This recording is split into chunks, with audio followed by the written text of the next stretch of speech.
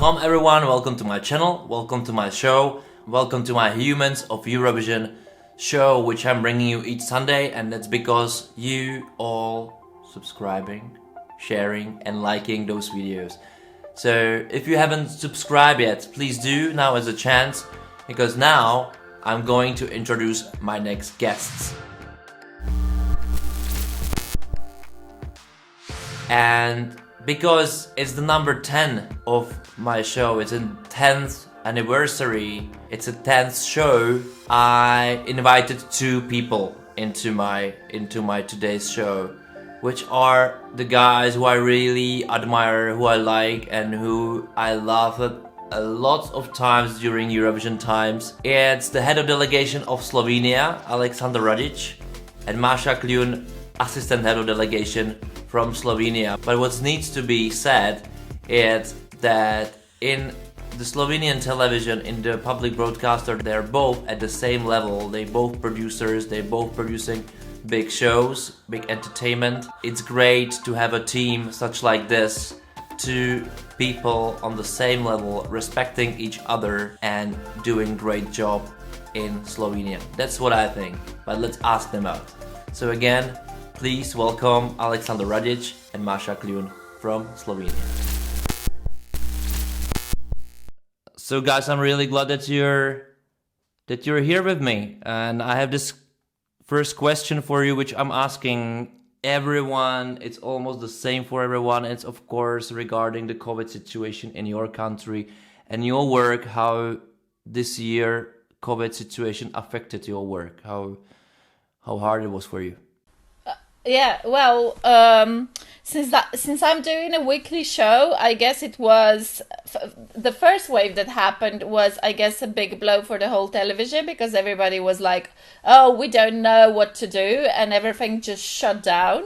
So, but we, as our show is like the show that I do is like a political satire, we recovered, I would say, pretty quickly, and we started doing show like from home, and we did a lot of that kind of thing in the first wave. Now, since our production is in the studio, based mainly on one or two hosts, and they are able to have enough space between them, we are basically doing pretty much normal job, but everything else in the country is pretty restricted, I would say. Aleksander, how's your job? Well, I'm currently not producing any weekly shows, so I work a lot from home, because it's mostly about preparing for our national selection next year. Lots of things to do with Eurovision already, and I'll be producing another music festival next year, and we are just selecting the song, so I'm working part-time from home, and I go 2 or 3 times a week to my office. But it's mostly bureaucracy at the moment, so I can work from home. I need computer and my phone, that's it. Yeah, that's what I was hating when I was working for TV, this bureaucratic stuff. Yes.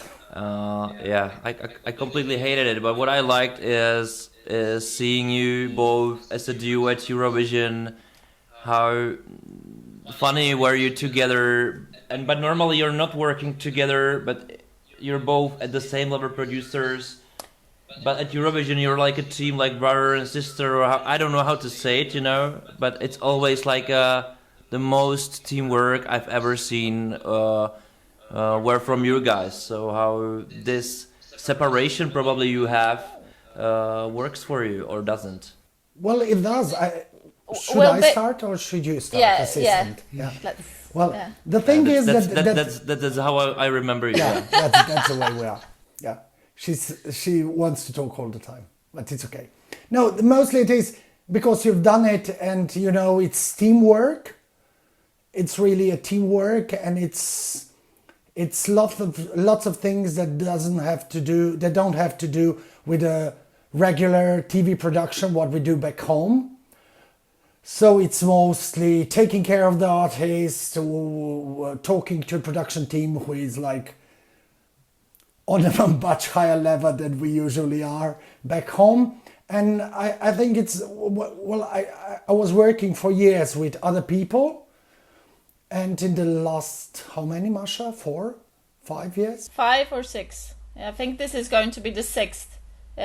It's Maša being my assistant or my co-worker, I would say, because I always say in a joke, but it's true that Maša is a person who can I send for a glass of water for the artist, or ask her to find a person to move the satellite dish, and she will do it.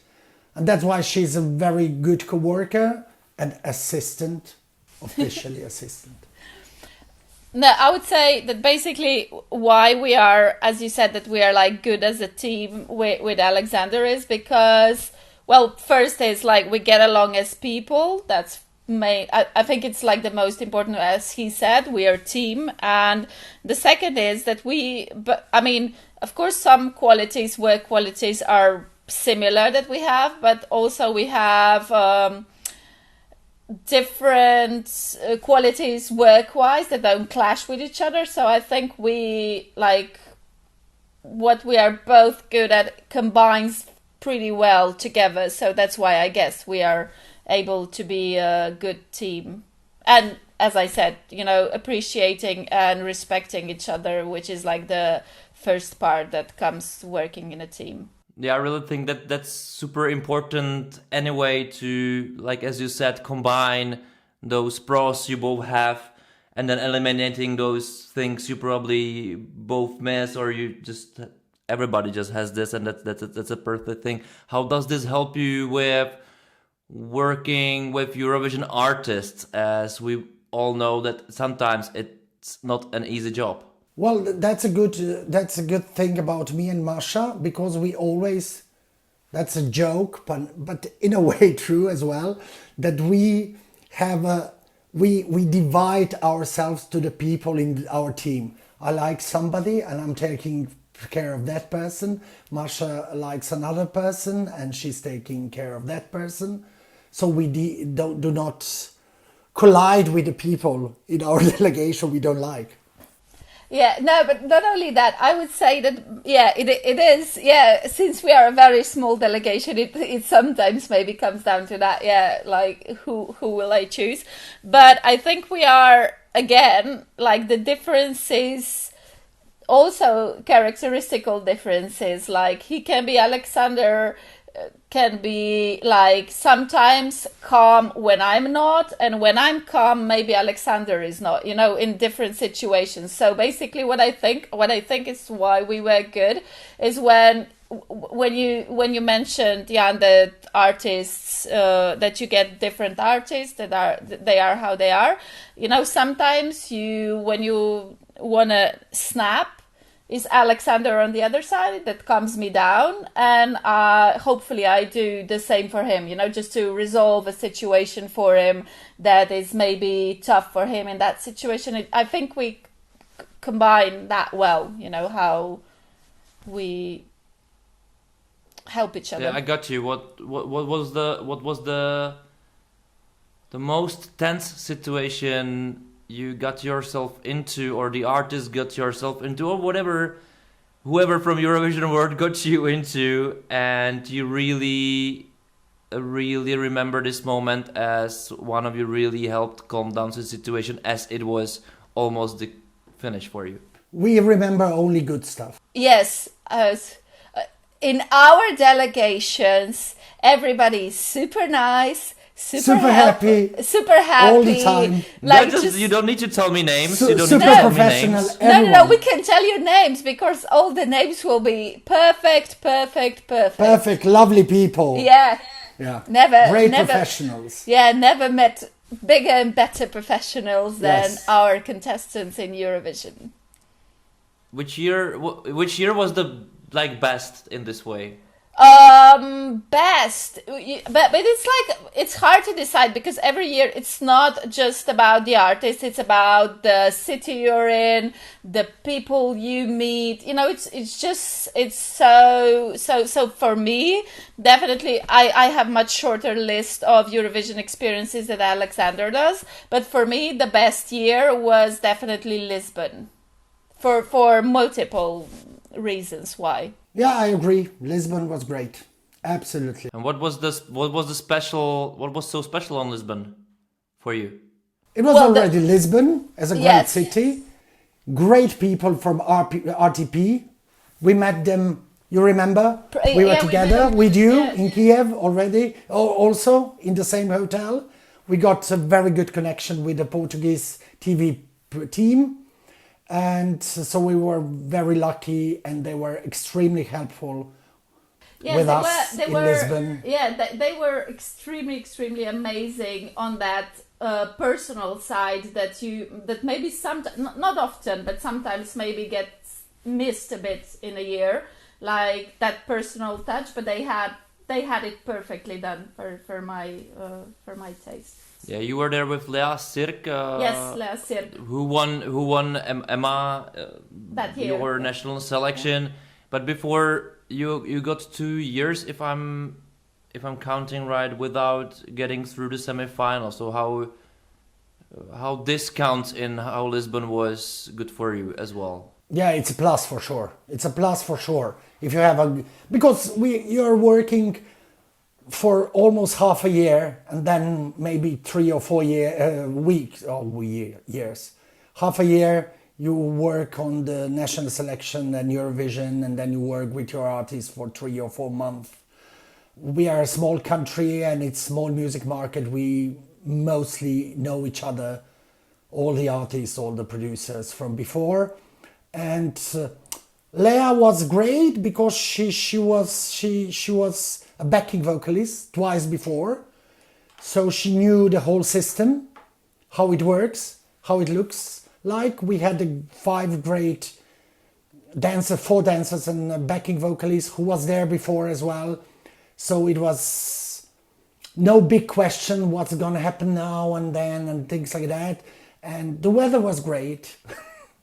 So we had fun with them as well. Yeah, I would say that's a big point, when you qualify to the finals, because my first year when we didn't was exactly in Kiev, where we met when we were in the same hotel. And for me it was like, that was the first not going through the finals, and I said to Aleksander, I was like, I don't know what to do now, because it's like you could do other work and other stuff while waiting to go home. But it's just like you're there for that. You were working towards that, and you were doing your best to be in the finals. And when you're not, it not only for the artist but also for the team. Yeah, it's a downside, I guess. Yeah, but as Aleksander said, Lisbon had all the pluses possible. The artist who knew what she was doing, the weather nonetheless, and everything else, and mostly for me the Portuguese people from RTP, that was super plus. Yeah, I think it was a great year for us all. I think we're kind of a copy, what we're doing in the way of non-qualifying and qualifying, whatever. It sounds very, very similar, kind of course.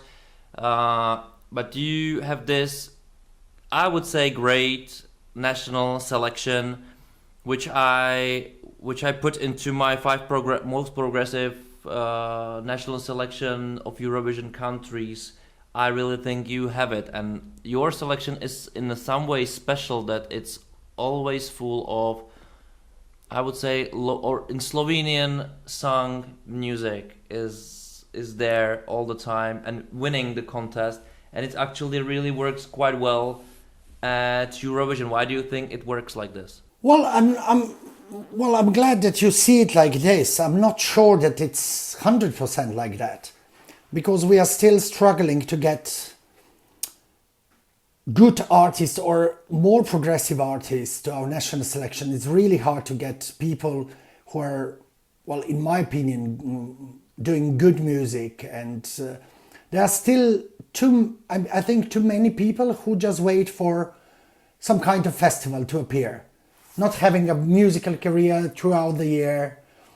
And those people who come with a song that they will publish anyway to our national selection, they do well, and it shows. And that was Lea, that was Zala and Gasper last year, and especially last year, well, that 2019, when Zala and Gasper won, we were working closely. Maša was taking care of that.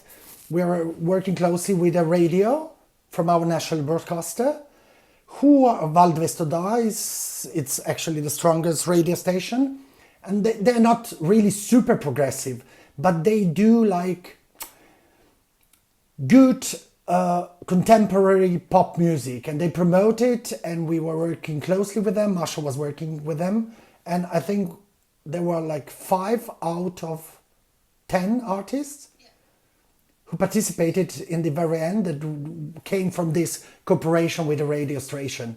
And that year, it was a good year regarding music. Yeah, I agree with Aleksander, but as he said initially, it is still really tough to or convince the artist to participate, or to sort of, or the labels, you know, because people still, I think it's desire from both of us with Aleksander to have really good music, that it's not just that one song that you eventually put in Eurovision, but that you get like 6, 7, 8 very good, very contemporary, very modern, and very, very, in a way, if possible, progressive songs that sort of develop the musical landscape of the country.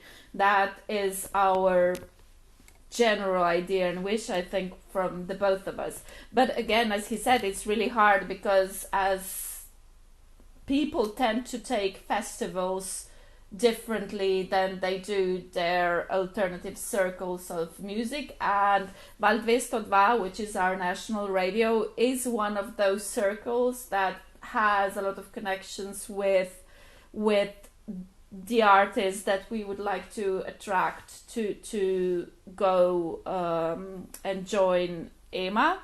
And yeah, hopefully we will collaborate further. I'm sure we will, and to get the result that, and as well, all the artists that you would like to attract, they don't want to compete, and Eurovision and EMA as a national selection is a competition. So, you know, it's tricky, it's very tricky. Yeah, I was always really wondering why artists are so afraid of competing in the competition when they are competing on the market anyway.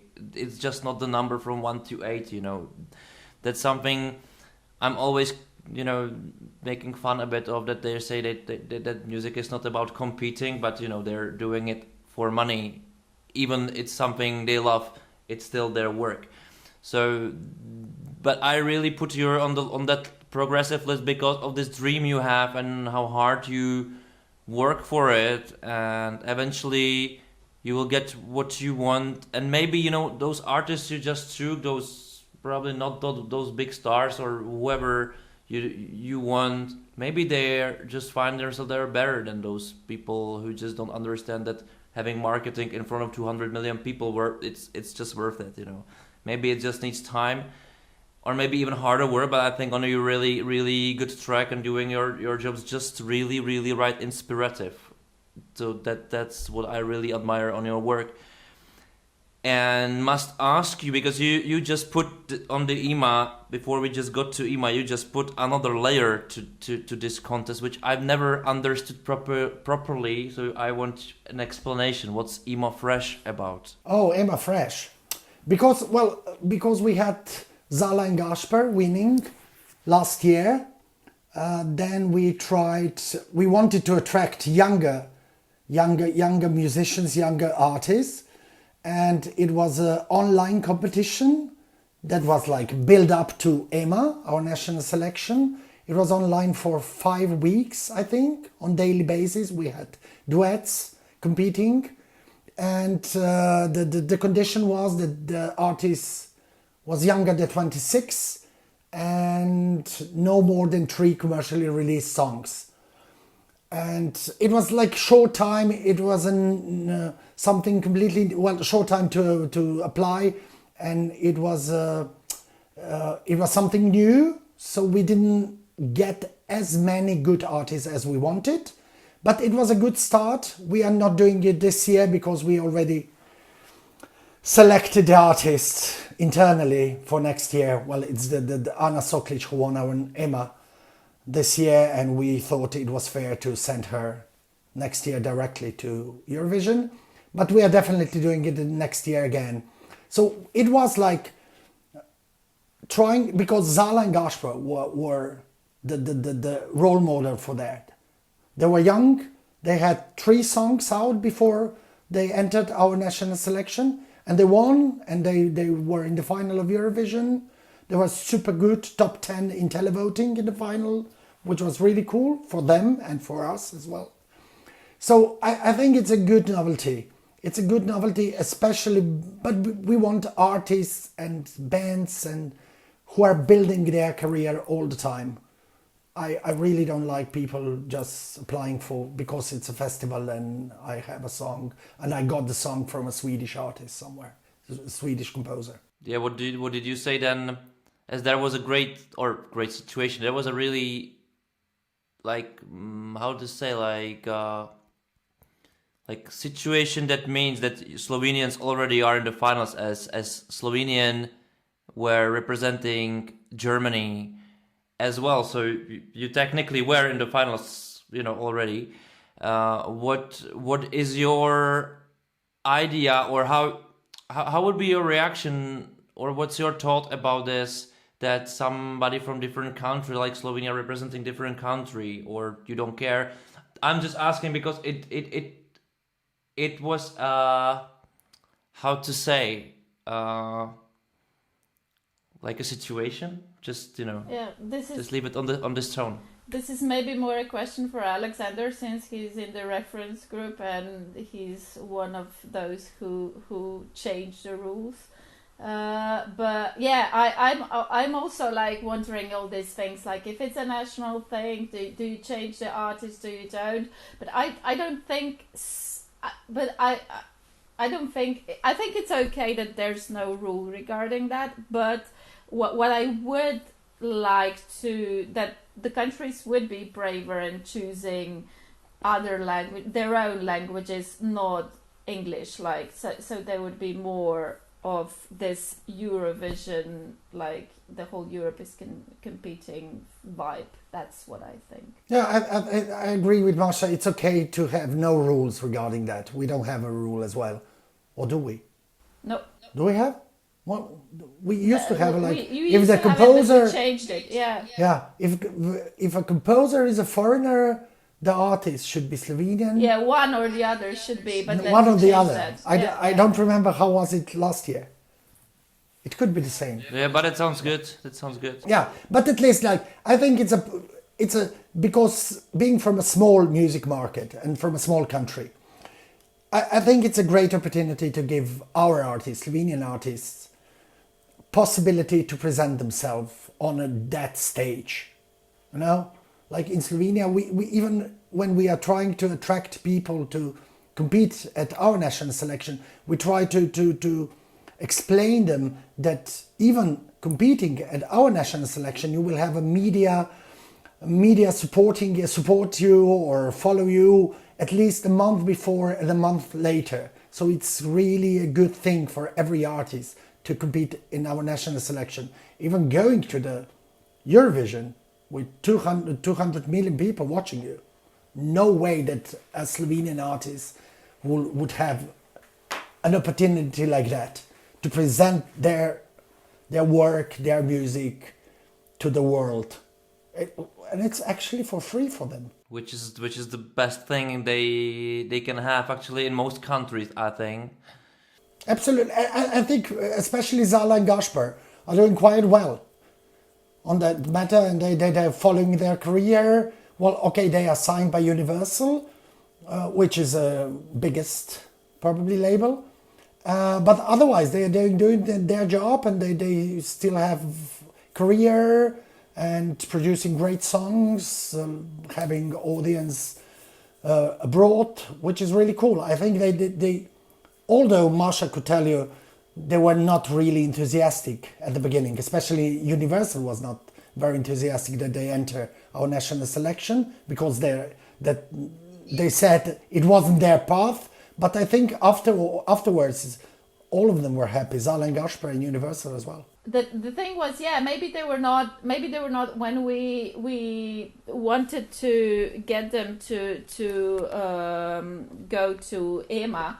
I think it was like, okay, we are a different kind of artists, we don't want to do that, and our label has the same opinion, we are different, because they were generally afraid that we will try to change them. But we are like with any artist, we're like, do your own thing, we don't want to change you for Eurovision, we don't want to make you more Eurovision friendly, be who you are, do your own thing.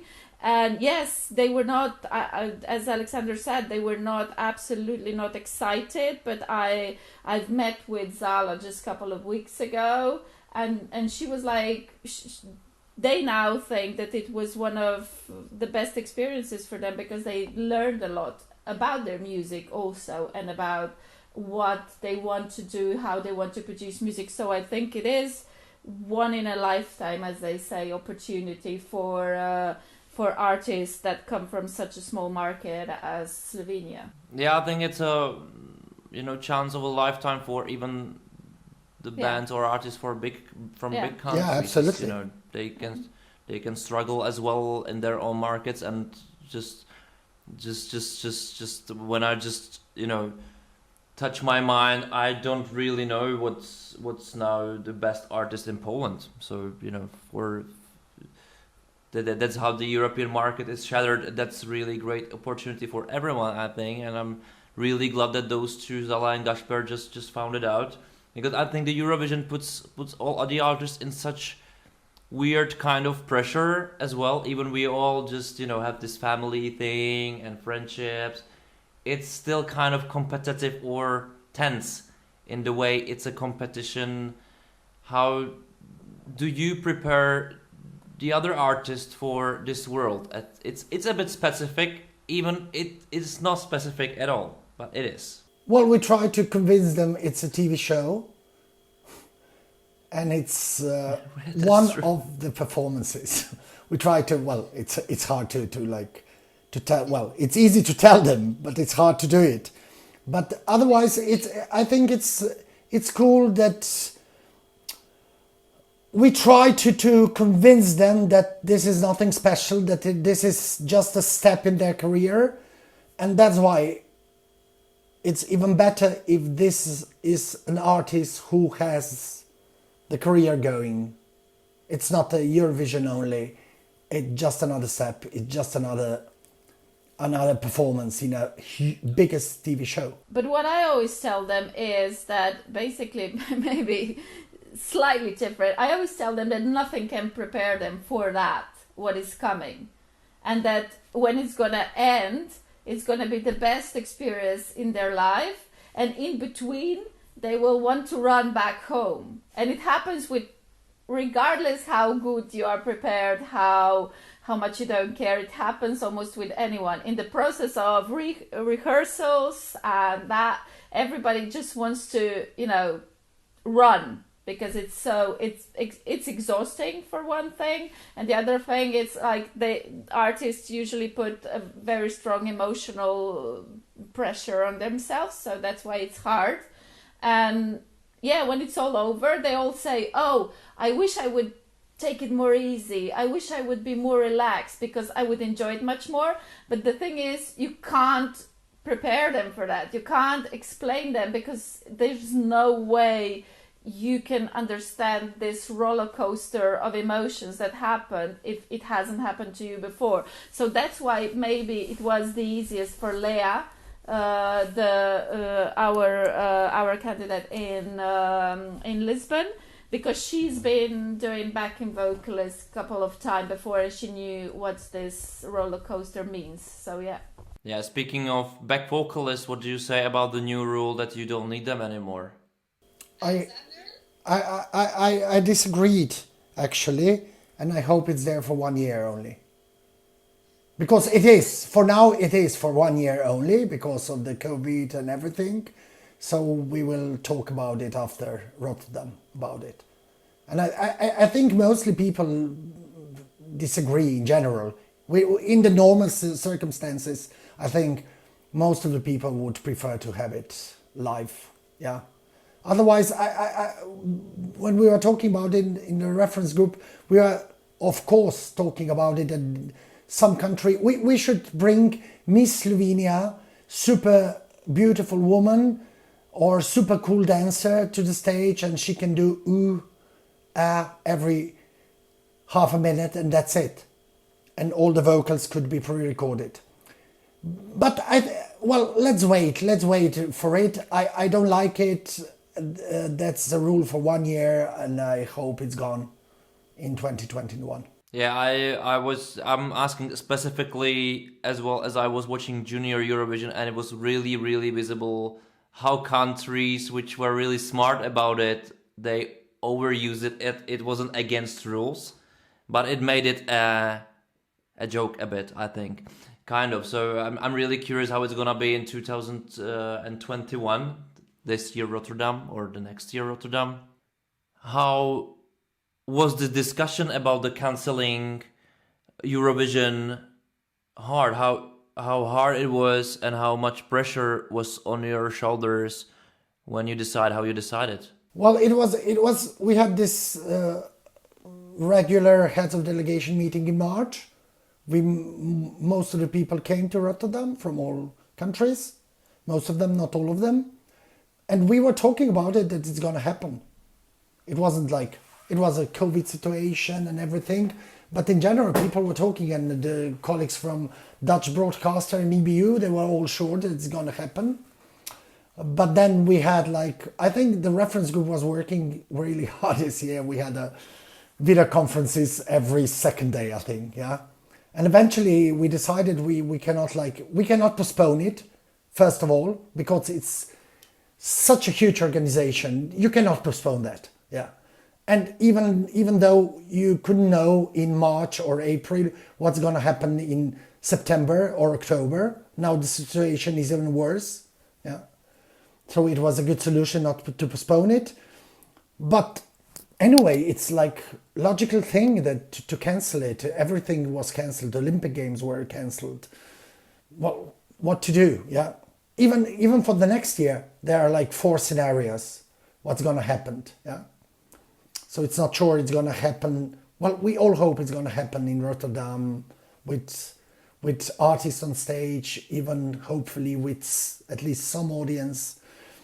But otherwise, the scenario D, that's publicly already known, that we all have to film a backup tape with the performance and send it to the Dutch colleagues in case we will be not able to travel to Rotterdam. Yeah, are you already prepared for this backup tape system? As I heard many great ideas about it, but what would be your ideal idea how everybody should do it? Well, it's actually no rule. It's free. You can do whatever you want as long as it's live, without audience, in a TV studio or in a venue. What we gonna do, we will just prolong the whole production of our national selection and record it quiet and peacefully next day after the national selection on the same stage. Because financially it's a great bargain for all the broadcasters if you have to build up a set for backup tape. So that's expensive, of course. That's absolutely expensive for everyone. Well, it's expensive anyway. Even with our situation, if we prolong the whole production for another day, it's another day of costs. If we rent people and production values, we have to pay it for another day. So it's expensive for everyone. But that's the only way to be sure that Eurovision will happen next year. Yeah, I'm pretty sure that it happened this way if there's not gonna be any other option. I really hope, but this is the safe thing. Everybody can actually easily do it. What do you both think such a thing that hypothetically speaking of this situation, that it happened, the worst case scenario, pre-recorded tapes each country, how relevant the Eurovision at this case is for you?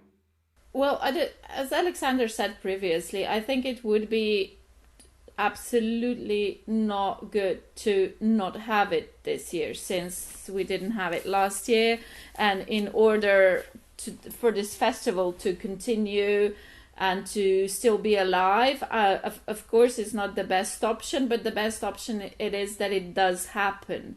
But on the other side, yes, of course it won't be so, not even commercially successful and not even visually attractive. But I guess, as all things now, you just have to take it as it is, because we live in a situation that is absolutely bizarre on a daily basis, and we haven't been here before. So I think this, from all the bad options, this is the best one to do it like this. So I don't think it's a bad thing. I just think it's in order with the bizarre situation we are living in. Well, it has to happen next year. It has to happen anyway, yeah? Otherwise, well, it's worse that it won't happen, if it wouldn't happen. So it's a must that it happens, no matter what. So because of this situation, with the backup tapes, if that's the solution, then that's the solution for a year, hopefully. At least for a year. Well, at most for a year. Yeah, I completely agree with you that it must happen at any cost, kind of, even it sounds really dramatical. But maybe it had some pros as well for you working for the Slovenian broadcaster and the Eurovision brand and the EMA brand. To attract more artists, as probably it's the same in Slovenia as anywhere else, that the artists who are doing music are kind of, and let me say this, fucked up with this situation. So maybe the Eurovision can be a solution in a long term, because if it's gonna happen any cost, that's great for them to be involved, as they will be really in the super big spotlight then. Yeah, well, I don't think it's a solution for Slovenian musical industry, since it happens only once a year. But still, yeah, of course, no. But basically, we do hope that we will be able to contribute to musical scene in Slovenia, which in Slovenia, as you said, and the rest of the world is in a disastrous state right now. But yeah, hopefully. How different is Slovenian market from ex-Yugoslavia countries? How different it is in this musical industry, or it's really similar? How this brotherhood well, the works? one thing is it's much smaller than the rest. That's the first thing. It's I think the specific about everything going on in Slovenia, not just the music market, also the television, media, whatever. It's that we are terribly small, so it's very different from that aspect. But of course, there is a lot of nostalgia going on.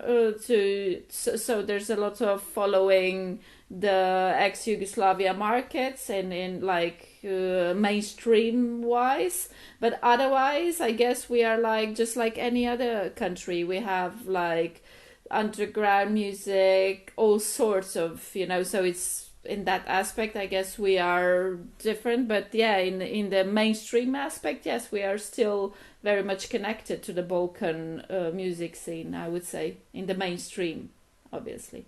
Yeah, absolutely. It's a small market, as Maša said, and mostly because it's artists from ex-Yugoslavia are more present in Slovenia than Slovenian artists in Croatia or Serbia or Bosnia or whatsoever. And one thing is the language, for sure, because it's, with Slovenian language you can hardly succeed in Croatia. But there are but it's mostly what Maša already said, it's mostly on this level of very, very commercial music. So super mainstream. Yes, super mainstream, more like a Schlager, like old-fashioned pop music. The artists from ex-Yugoslavia are present in Slovenia. But otherwise, it's really a small market and it's small industry, and it's also regarding Eurovision. We say to our artists, when the credits are gone after the live broadcast of the final, for us the work is done. Now it's on you and your management and your labels, and that's the problem as well. So it's mostly there is no huge market in that on that level. Takes them on, yeah. Yeah, that would on take that them level on. of management, labels. I think even Universal, which is present in Slovenia, they have signed only Zal and Gasper, maybe another one, Taboo. They had Two Taboo. I artists. don't think they have them anymore, but they have. Yeah, but they had, like, Universal had 2 artists in Slovenia signed. So it's really, really... Well, I guess, I mean, as I said, it is specific, the market in Slovenia, since being so small. A lot is done by resilience and afterthought of the artist itself or his closest core team. So I guess, as Alexander... As Alexander says, yes, when we finish Eurovision, we are in a way done with the artists. Of course, I mean that he put it harshly, because we still want to collaborate with them, and whenever we have opportunity, we do collaborate with them. But the thing is that I think that if the artist is resilient enough and thinks about things, can have a year riding on the wave of Eurovision, sort of, you know, that it's not. Yeah, absolutely, nothing. even Yeah. years. Even In years, Slovenia, yeah. even years, But it yeah. again, as Alexander said before, it's not that a label jumps on him and takes him. He and his core team have to develop a strategy and do work on their own, and this is because the market is so small. Yeah. Yeah, but that's probably even the reason why you're not really looking normally for, let's say, like this, the Swedish song for an artist just for to having a song in the contest, but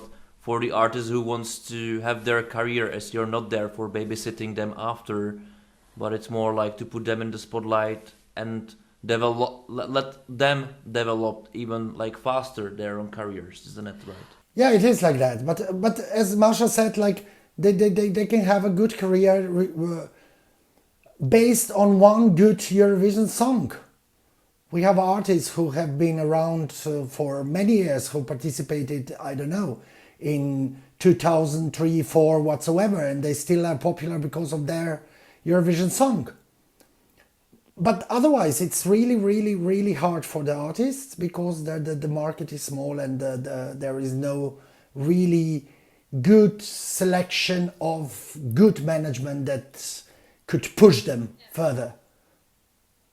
Maybe now, hopefully, now when you know, with the expansion of Spotify and everything, now maybe, hopefully, I'm hoping that the younger generation of artists is gonna get more internationally recognized, because it's easier in a way, you know, that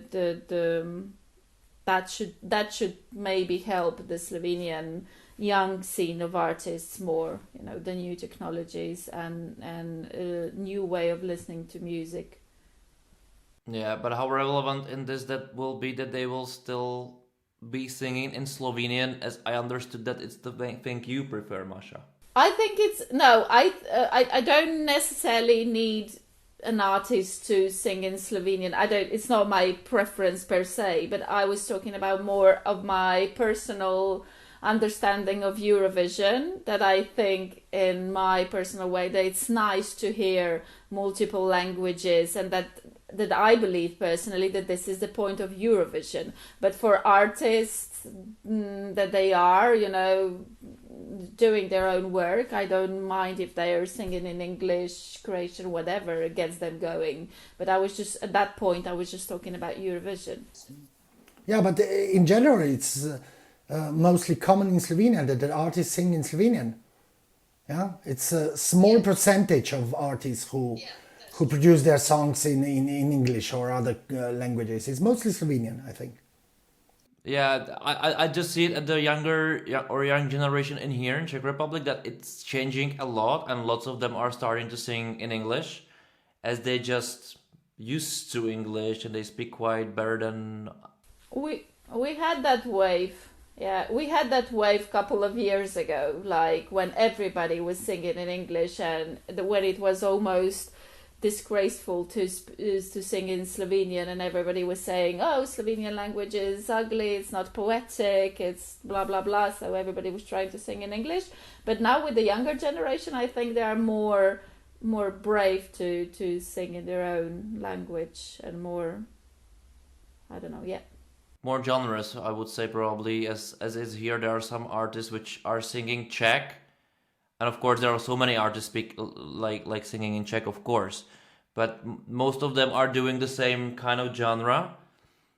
And probably when I play you some songs from different artists, you wouldn't say they are different, but there are a lot of them trying to do it differently, even with the language.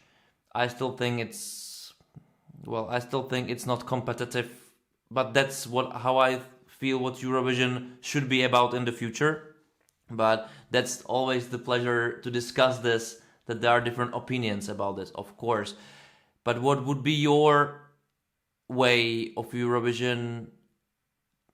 And you can reflect it, as you can even make rules, Aleksander. What would be the things you would to change the most at Eurovision? You mean regarding language or in general? No, in general. In general.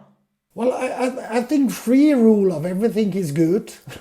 So we don't pressure people to either sing in their native language or in English or whatsoever. I think, well, what we were talking about before, I think at least all vocals should be live, even the backing vocals, if there is no possibility to do music live. And there isn't. But I think in general it's still a good show, and it's still running after so many 65 years, and it's still good. Yeah, that's right. But we can probably see how it evolved. It's really fastly evolving through years. I remember when I started in 2016 and nowadays, and it's really changing fast each year. I say, like, what a ridiculous music it was last year, as this year is completely better. And maybe I even feel it's not enough for me, that I can feel it can be even better and even more competitive. And I can see that if it's gonna happen with the American Song Contest, that it can be even another competition for the competition and the quality rush of it. So that the question was more about how would you like to influence the Eurovision for the future, as this is the state of it, how it is now. It's good enough, or it should go back, or the future is somewhere else, as you're at the source of those changes, kind of, when you're the one who can really vote for a rule change and whatever, Well, I think it's in general it's good, so I don't think it needs big changes. And I think it's getting better music-wise. It's contemporary music, it's good artists, so it is actually a lot. It depends a lot on the national broadcasters.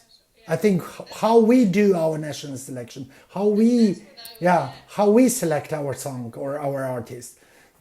Well, in general, there are not many gimmick songs anymore, I think. Yeah, because what Aleksander was saying previously, I agree with him that we shouldn't enforce like rules like you should do that, you should sing in that language. What I said before about the language is my personal preference, but I don't in any way mean that it should be applied as a rule. But yes, as Aleksander said, the problem is the national selections and the way that each country goes about finding music, finding their contestant, but then again, we are all like three people talking right now that we super clever. Super clever, three people that have the best taste in music, And Of course. yeah, and you know, we can agree on what good music that year was and what shit music that year was, you know.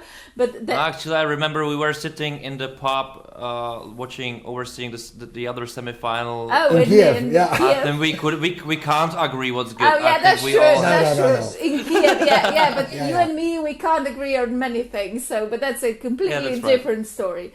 No, but what I was trying to say is that some countries, this is the music that is listened to in their country, that is popular in their country, and even if we three really smart people would come to them and say, come on, next year bring somebody better because this is like really crap, you know, they would look at you and say, what? This is like the best our country has, you know, this is what is like super top shit in our country. So, you know, it's... You know, but there's the thing, I don't believe they really believe in this. That's just the thing which I would say when we just got or didn't get through semifinal, and I said, oh, it was still a great song. But on the other hand, I'm like, after a few years, I just said, well, that probably wasn't that good, you know. But, you know, this is something what you don't want to hear anyway. But let me ask you one last thing, as you are